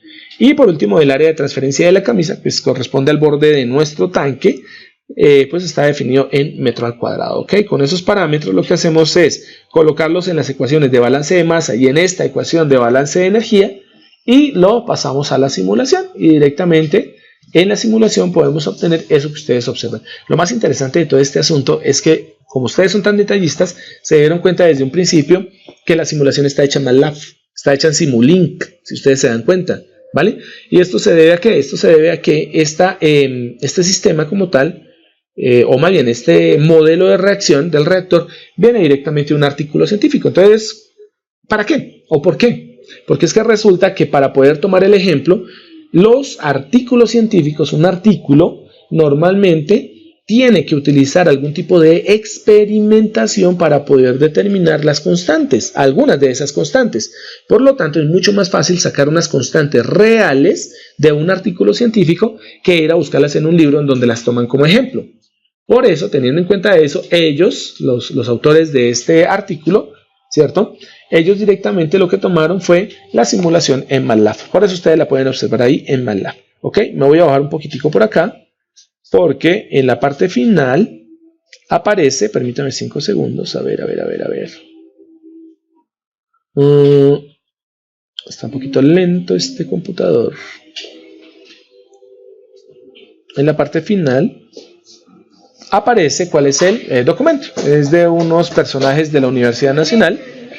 El artículo se llama State and Unknown Input Estimation in a CSTR using High Order Sliding Mode Observer. Es un proyecto, es un artículo de control. No es ni siquiera de química, es de control de electrónica. ¿Listo? De mecatrónica electrónica. Bien, y ahí aparece pues todas las referencias para que ustedes puedan consultar el artículo. Es un artículo IEEE, por lo tanto pueden consultarlo rápidamente en internet para que ustedes observen.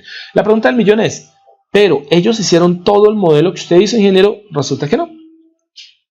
Solo tenemos lo que son los resultados, es decir, las ecuaciones, y tenemos directamente lo que es lo que son los coeficientes, ¿no? O sea, los parámetros como tal numéricos.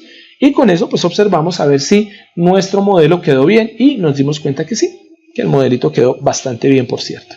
¿Ok? Teniendo en cuenta pues obviamente todas las características de tanto para las ecuaciones de balance de masa como para las ecuaciones de balance de energía. Bien. Pero pues sería interesante pasarlo directamente a Scilab, ¿no? Eso no es difícil realmente. La simulación ya se puede dar porque están todos los parámetros aquí y están las dos ecuaciones. Simplemente reemplazar los parámetros ahí en donde decíamos el set context, ahí en Xcos, y ya simplemente ubicar todos los elementos dentro de una representación.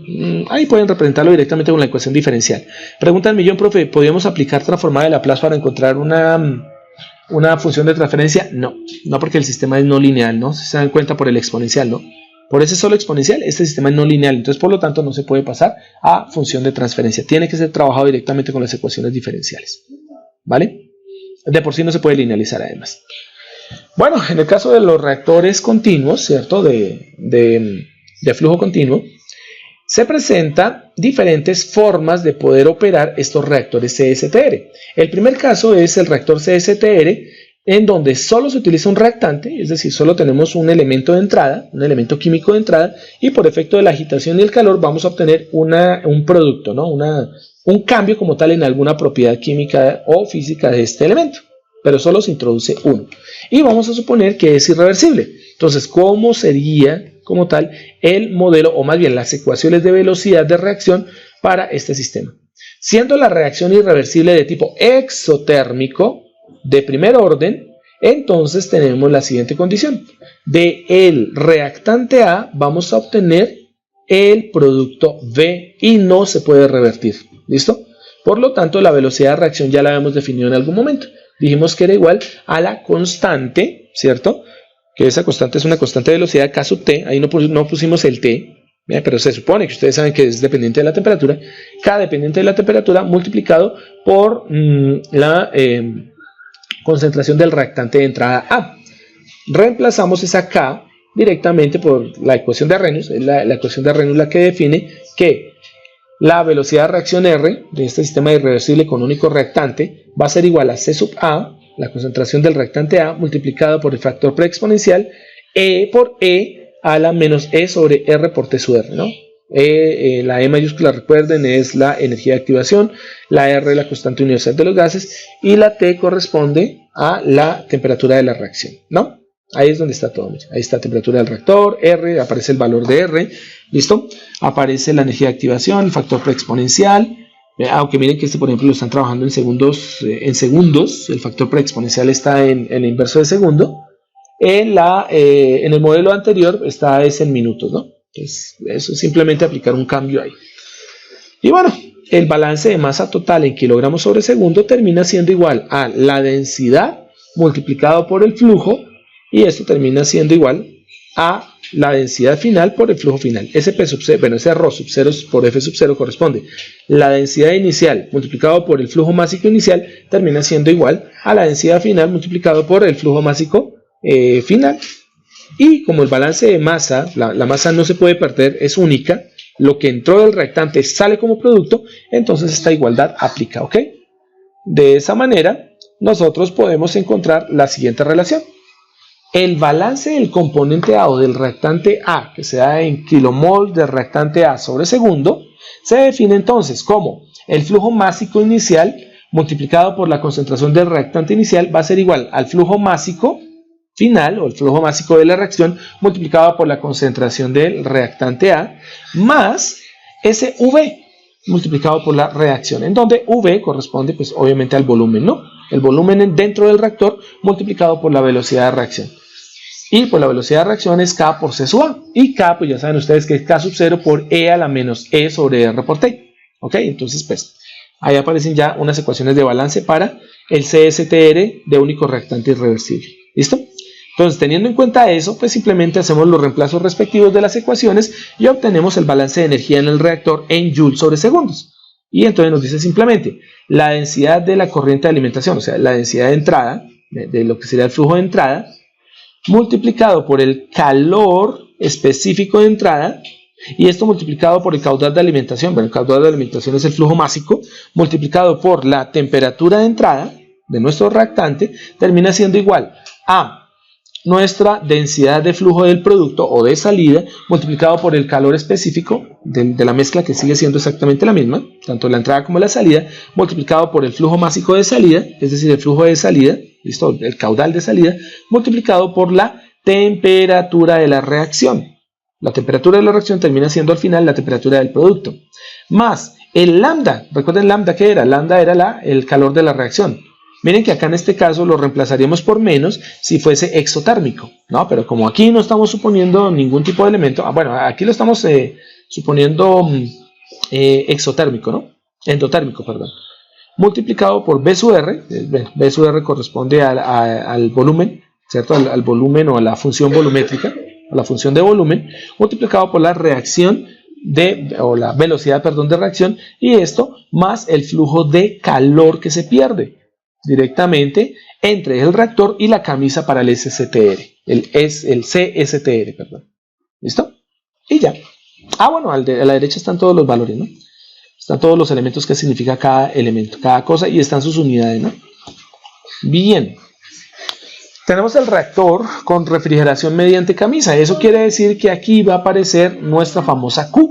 Esta Q que aparece aquí arriba, esa Q que aparece al final de nuestra ecuación, que corresponde al flujo de calor retirado del líquido o flujo de calor perdido, pues nosotros lo podemos acelerar ¿cómo? Recordemos, si nosotros inyectamos o un refrigerante o un elemento calorífico, un elemento que esté caliente, a través de nuestro intercambiador de calor.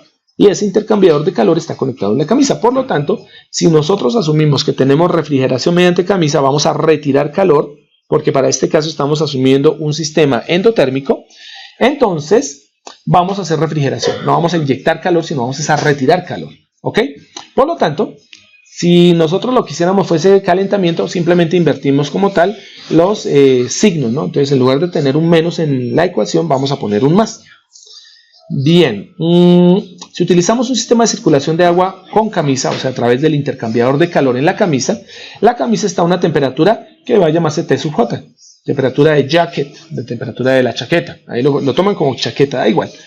Y la tasa de transferencia de calor depende del área de la camisa. Obvio, lo vimos en el reactor inicial, en la primera diapositiva, en donde ustedes veían el intercambiador de calor sobre el cilindro de la camisa, ¿cierto?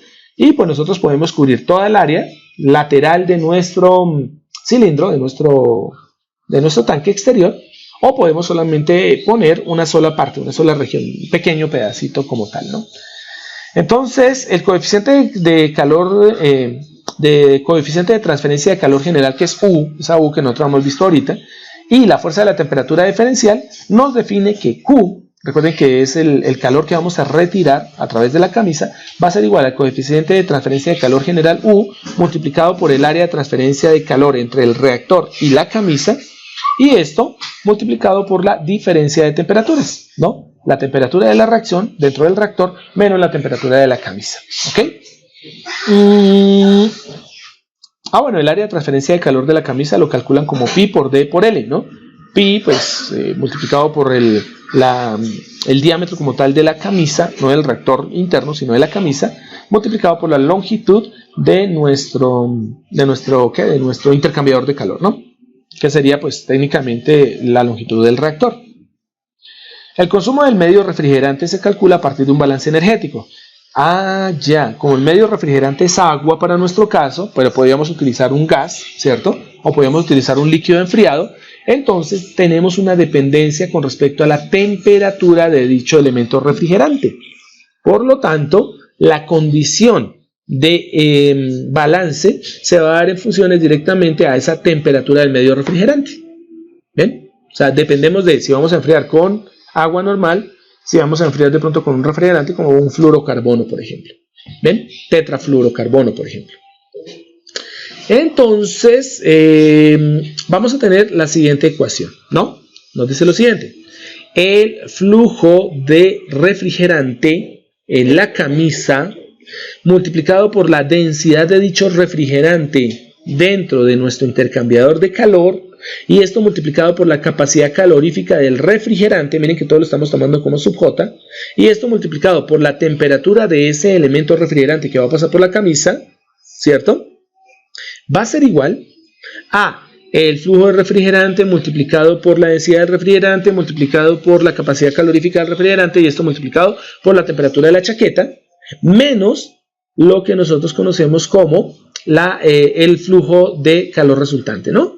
¿Sí? O el flujo extraído, ¿vale? Y esta es una ecuación lineal. Y aquí aparecen algunos ejemplos de parámetros de reacción irreversible exotérmica. ¿Listo? Para endotérmica también se podrían tener algunos factores, pero pues dependemos específicamente de cómo nosotros vamos a manejar la temperatura de la camisa, si estamos extrayendo calor o si estamos insertando calor. Este es un ejemplo para cuando insertamos calor, proceso de reacción irreversible exotérmica. Para un proceso de reacción reversible endotérmica o irreversible endotérmica, pues los parámetros podrían llegar a cambiar.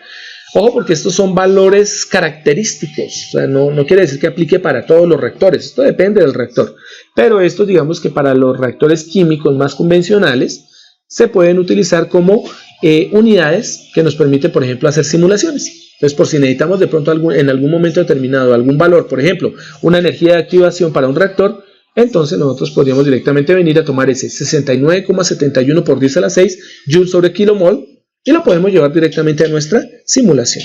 ¿Bien? Bien, estos son algunos parámetros convencionales. ¿Qué pasa si tenemos ahora no un reactante, sino tenemos dos reactantes. Entonces dependemos de los dos reactantes, dependemos de sus concentraciones y por ende dependemos de los flujos de entrada de estos dos elementos. Por lo tanto, tenemos lo siguiente. Teniendo en cuenta que la masa es conservativa, que tenemos en la ecuación de balance de masa conservativa, ¿cierto? Entonces, la adición de un precursor A más un precursor B dentro del reactor nos va a generar una función de producto C, ¿cierto? Que es irreversible, ¿vale? Por lo tanto, la velocidad de reacción, ya la hemos visto en las primeras diapositivas, termina siendo igual a nuestra velocidad de reacción dependiente de la temperatura K sub T, bueno, ahí no aparece la T, multiplicada por la concentración de A y multiplicada por la concentración de B. Observen que no aparece alfa ni beta, ¿no? Ni aparece gamma para el caso de las concentraciones. ¿Por qué? Porque se asumen como 1 para poder hacer nuestro modelo lineal, ¿ok? Entonces, en la velocidad de reacción K multiplicada por la concentración del reactante A y esto multiplicada por la concentración del reactante B, pues se reemplaza esa velocidad de reacción por la ecuación de Arrhenius y tenemos finalmente que la velocidad de reacción va a ser C sub A por C sub B por K sub 0 por el exponente de la energía de activación sobre R por la temperatura de la reacción T sub R. Las ecuaciones como tal de balance de masa terminan siendo densidad del reactante A la entrada, obviamente, multiplicado por el flujo másico del reactante A la entrada, más la densidad del reactante B a la entrada, multiplicado por el flujo másico del reactante B a la entrada, termina siendo igual a la condición de equilibrio, o la condición de salida, ¿cierto? Densidad multiplicado por el flujo másico de la reacción o de la neto o de la mezcla, ¿vale? De esa manera, bueno, tomamos estas ecuaciones y simplemente las reemplazamos. Entonces, el flujo másico multiplicado por la concentración de A, pues termina siendo igual al flujo total, el flujo neto multiplicado por la concentración de A, más el volumen de la reacción multiplicado por la velocidad de reacción. Reemplazamos la velocidad de reacción y tenemos que F sub 0 por C sub A sub 0 termina siendo igual a F sub C sub A más la velocidad de reacción R por el volumen de reacción del reactante o del elemento dentro del tanque multiplicado por la velocidad de reacción y esto multiplicado por las concentraciones, ¿listo? Para la salida, para el elemento, el precursor B, entonces F sub 0 por C sub B sub 0 termina siendo igual a el flujo másico neto multiplicado por la concentración del reactante más el volumen de la mezcla dentro del reactor multiplicado por la velocidad de reacción. Reemplazamos R por K C sub A C sub B y pues simplemente lo reemplazamos en la ecuación que está en la parte superior, ¿vale? Obteniendo la ecuación final, que no la voy a leer porque es larga, pero es simplemente reemplazar las funciones F sub 0 C sub A sub 0 y F sub 0 C sub B sub 0 en la parte superior. Con eso obtenemos la ecuación que sería la ecuación para un reactor, ¿no? La ecuación de equilibrio de masa para un sistema CSTR de dos reactantes de tipo irreversible, ¿vale? Y aquí ustedes pueden observar directamente una hoja de flujo, ¿cierto? O un sistema de flujo, o una gráfica, un diagrama de flujo de cómo es que se utiliza y cómo es que se mantiene ese balance de dicha masa. Si ustedes hacen la suma de los elementos que aparecen ahí, se van a dar cuenta cómo es que toda la masa se conserva, ¿ok? Este es para el caso de dos reactantes. Entonces tenemos el reactante, dice fresco, el reactante, el precursor como tal original, el reactante A, tenemos el reactante B, ¿cierto? Y tenemos directamente lo que sería la salida del reactante A y el reactante B con una suma de reciclado del reactante A y el reactante B que no han reaccionado, ¿cierto? Y esos dos elementos se introducen dentro del reactor, se obtiene directamente una salida. Uno diría, profe, pero es que no cuadra a la salida del reactor.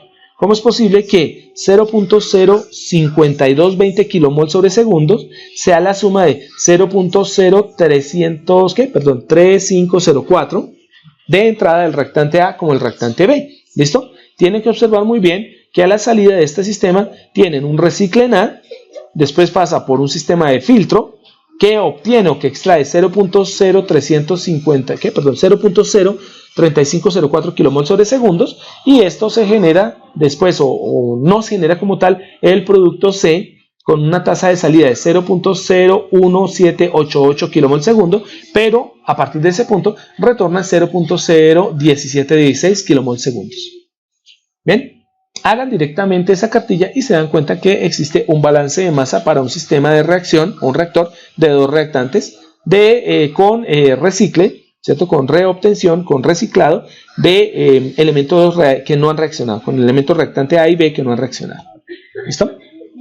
Esta sería la ecuación para un reactor CSTR, pero de tipo reversible exotérmico. Entonces, como es reversible, quiere decir que nosotros obtenemos dos elementos de salida, no un producto único, ¿cierto? Sino obtenemos dos subproductos que vamos a llamar C y D. Entonces, bien, si tenemos una dependencia de primer orden, significa si nosotros vamos a asumir el sistema lineal, lo más lineal posible, entonces tenemos que si partimos de unos precursores A y B y los introducimos dentro del reactor, ¿cierto? La adición de A más B nos genera dos subproductos llamados C y D. De tal manera que si nosotros aplicamos una reacción inversa de los productos C y D, podemos volver a obtener los reactivos precursores o los reactantes precursores A y B, ¿vale? Basados en esa condición y viendo que nosotros ya al principio hemos visto las velocidades de reacción, ¿se acuerdan? Había una velocidad de reacción R sub F y había una velocidad de reacción R sub R. Entonces, teniendo en cuenta esas ecuaciones iniciales, pues simplemente las vamos a aplicar acá. Entonces, dice, la velocidad total o neta de la reacción termina siendo igual a la constante, recuerden que esta constante es K sub F y la constante K sub R, la relación de los dos nos da directamente la constante de energía cinética, ¿no? ¿Se acuerdan de la constante de energía cinética, no? K sub EQ, ¿ven? Entonces, bien, la reacción en directa, la velocidad de reacción en directa, K sub F, multiplicada por la concentración de los reactantes de entrada, A y B, menos la constante de velocidad o la reacción en inversa, multiplicado por la concentración de los productos C y D. ¿Listo? Reemplazamos directamente K sub F y K sub R por sus ecuaciones características de Arrhenius, con los valores de Arrhenius, y obtenemos directamente la ecuación C sub A por C sub B por K sub 0 en F en directa, ¿cierto? La constante preexponencial en directa, K sub 0F, multiplicado por el exponencial de la energía de activación en directa sobre ¿qué? Se me fue la paloma de tanto hablar. La constante de los gases, R, multiplicado por la temperatura que se requirió para convertir a los precursores A y B en los subproductos C y D, ¿no? Volvemos y tomamos las ecuaciones de equilibrio de masa y obtenemos las ecuaciones tanto para A, F A sub 0, C sub A sub 0, y para B, F B sub 0, C de B sub 0, o sea, flujo másico multiplicado por concentración en A, flujo másico multiplicado por concentración en B, ¿cierto? Y para el caso de C y D, pues como los flujos de entrada no están ahí, F sub A sub 0 y no aparecen, o sea, no hay flujo de entrada porque es que C y D son salidas, entonces las ecuaciones de abajo se igualan a 0, ¿bien? Teniendo en cuenta esas cuatro ecuaciones, nosotros tenemos las cuatro ecuaciones de balance de masa, de un sistema reversible exotérmico, ¿cierto? Para un CSTR. ¿Bien?